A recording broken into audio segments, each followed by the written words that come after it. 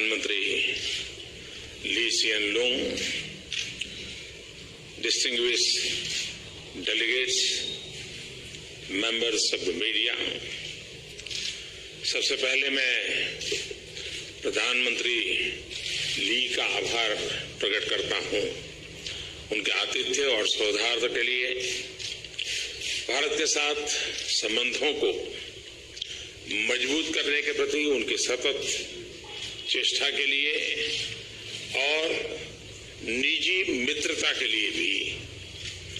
Bharat Singapore के संबंध सच्चे अर्थों में सामरिक साझेदारी की कसौटी पर खरे उतरे हैं। हमारे संबंधों में कोई असहजता नहीं है, बल्कि केवल गर्मजोशी और सौहार्द और विश्वास है। आज की हमारी बातचीत में प्रधानमंत्री ली और मैंने साथ मिलकर हमारे द्विपक्षीय संबंधों में प्रगति को रिव्यू किया और भविष्य के रोडमैप के बारे में चर्चा की।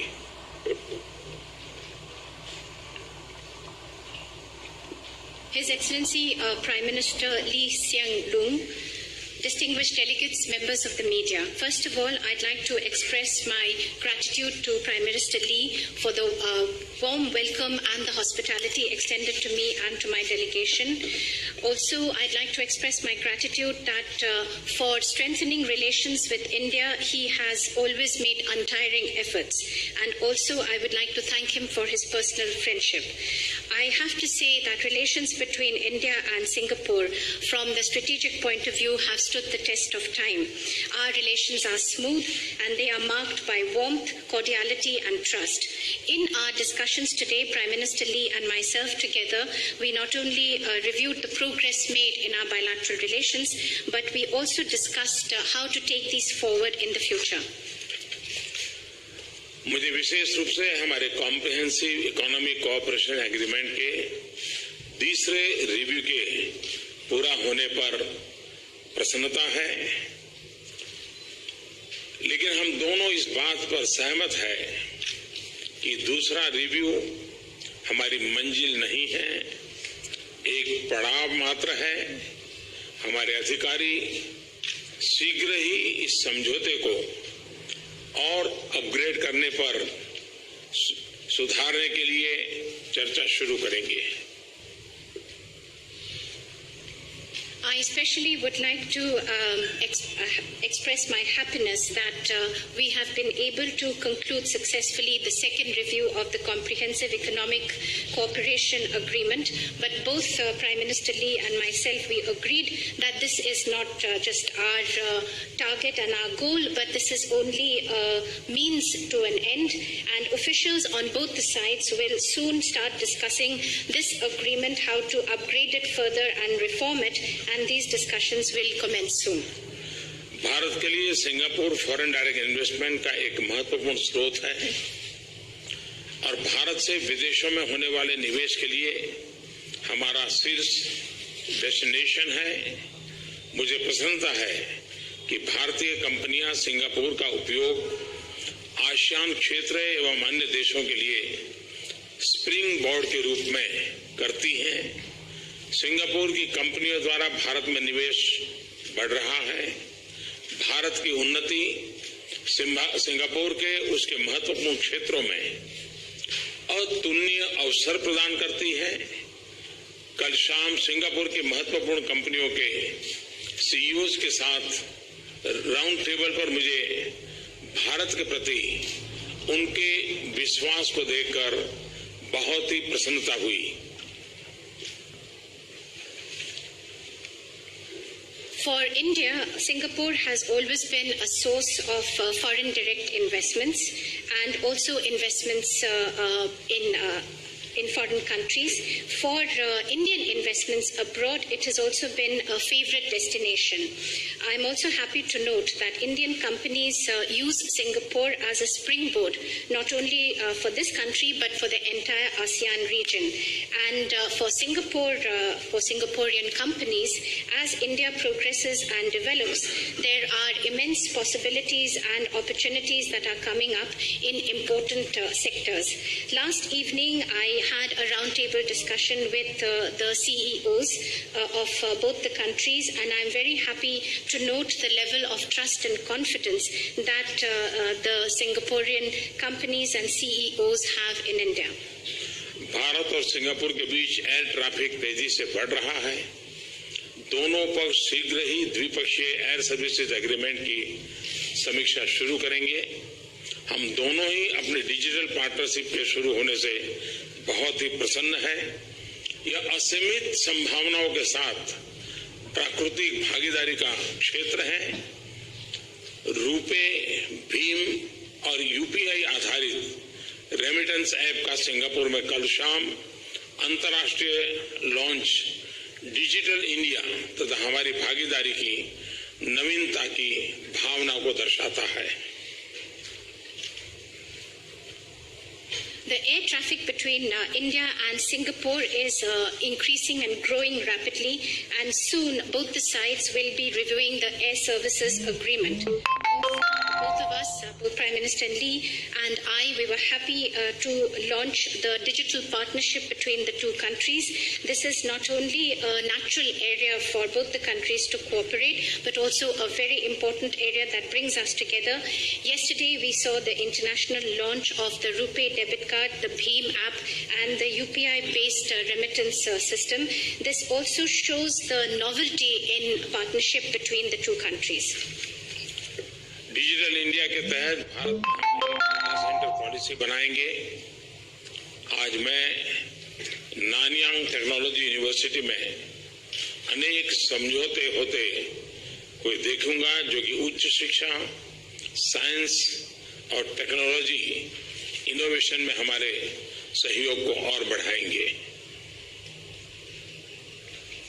As under the Digital India initiative, we are moving towards a data center policy, and later today in the Nanyang Technical University, I will witness the exchange of agreements, many agreements that have been signed in areas such as higher education, science and technology and innovation, which will further deepen and strengthen our relations. Skill development, planning, और शहरी विकास के क्षेत्रों में हमारे सहयोग में अच्छी प्रगति हुई है। हमने भारत के 115 एस्पिरेशनल डिस्ट्रिक्ट्स में पानी के लिए नई पहल की शुरुआत देखी है। आज और कल हमने जो एग्रीमेंट किए हैं वे इस सहयोग को एक नए स्तर पर ले जाएंगे। In the areas of skill development, planning, urban development, we are further increasing our cooperation, and there has been good progress that has been made. In 115 aspirational districts of India, we saw recently the launch of a new initiative, and in the agreements that were signed yesterday and today, this cooperation will be taken to newer heights. ये ग्रामीण क्षेत्रों सहित भारत के युवाओं को अंततः लाभ पहुंचाएंगे। हमने अपनी सामरिक साझेदारी में डिफेंस और सिक्योरिटी के महत्व पर जोर दिया है। इन संबंधों में लगातार वृद्धि का हम स्वागत करते हैं। सिम्बेक्स के 25वें वर्ष पर मैं भारत और सिंगापुर की नौसेनाओं को बधाई देता हूं। शीघ्र ही हम त्रिपक्षीय नौसैनिक अभ्यास भी शुरू करेंगे।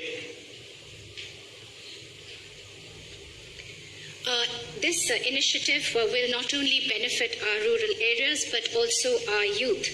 In our strategic partnership, we have laid emphasis on defense and security, and these relations are also increasing, which we welcomed. I would like to congratulate the navies of India and Singapore for having completed 25 years of the SIMBEX exercise. Soon we will be starting tripartite exercises. बार बार होने वाले अभ्यासों तथा नौसैनिक सहयोग को ध्यान में रखते हुए नौसेनाओं के बीच लॉजिस्टिक एग्रीमेंट संपन्न होने का भी मैं स्वागत करता हूं। These exercises joint exercises that take place between our navies and the kind of cooperation, naval cooperation that exists, I also welcome this agreement on logistics that has been signed between the two navies. आने वाले समय में cyber security और अतिवादी तथा आतंकवाद से निपटना हमारे सहयोग के महत्वपूर्ण क्षेत्र होंगे। हम इन्हें अपने देशों के लिए सबसे बड़े खतरों में मानते हैं। In the coming times, areas such as cyber security and to fight together extremism and terrorism, these are emerging as very important areas, given that both our countries feel that this poses today the biggest threat. प्रधानमंत्री ली और मैंने वैश्विक और क्षेत्रीय चुनौतियों पर अपनी चिंताओं को साझा किया। हम दोनों ने मैरीटाइम सिक्योरिटी पर अपने सैद्धांतिक विचारों की पुनः पुष्टि की और रूल बेस्ड ऑर्डर के प्रति अपनी प्रतिबद्धता दिखाई है। Prime Minister Lee and myself, we discussed both the global as well as regional challenges, and we shared our points of view. We also reiterated our principled stand as far as maritime security is concerned and our commitment to a rules-based order. हमने खुले, स्थिर और उचित अंतर्राष्ट्रीय trade regime को बनाए रखने की जरूरत पर भी सहमति व्यक्त की है। We also agreed for having an open, fair and transparent maritime trade and agreement in this area. मैंने आसियान के नेतृत्व वाले संस्थानों के माध्यम सहित आसियान यूनिटी के महत्व, उसकी केंद्रीयता व क्षेत्रीय स्थिरता को बढ़ाने की महत्व पर भी जोर दिया है। I also emphasized the various institutions of the ASEAN unity, the centrality of ASEAN for regional stability. मैंने RCEP समझौते के शीघ्र होने के लिए भारत की दृढ़ प्रतिबद्धता के बारे में भी बताया तथा उचित, संतुलित तथा व्यापक एग्रीमेंट की आशा व्यक्त की। As far as the RCEP agreement is concerned, I reiterated our commitment for a speedy conclusion of the negotiations and to have a balanced, comprehensive and a fair agreement. आज शाम शांग्रीला डायलॉग में मैं Indo Pacific क्षेत्र में शांति और समृद्धि के प्रति भारत के दृष्टिकोण को अभिव्यक्त करना चाहता हूँ। This evening at the Shangri-La Dialogue, I will put forth our point of view as far as peace and prosperity in the Indo-Pacific region are concerned. Shangri-La Dialogue में निमंत्रण के लिए मैं प्रधानमंत्री ली को धन्यवाद देना चाहता हूँ। For this invitation to address the Shangri-La Dialogue, I would like to thank Prime Minister Lee. मैंने प्रधानमंत्री ली और उनकी पूरी टीम को सफलतापूर्वक लीडरशिप ट्रांजिशन के लिए अपनी शुभकामनाएं दी। I also conveyed my best wishes for the leadership transition to Prime Minister Lee and his entire team. मैं जानता हूं कि सिंगापुर के नए नेता अपनी शानदार विरासत को जारी रखेंगे और इस महान देश को जन सेवा की उसी भावना तथा परंपरा के साथ आगे ले जाएंगे। I know that the new leaders of Singapore will respect the rich heritage of this great country and the tradition of always putting importance on public service to the people. धन्यवाद, बहुत बहुत धन्यवाद। Thank you very much.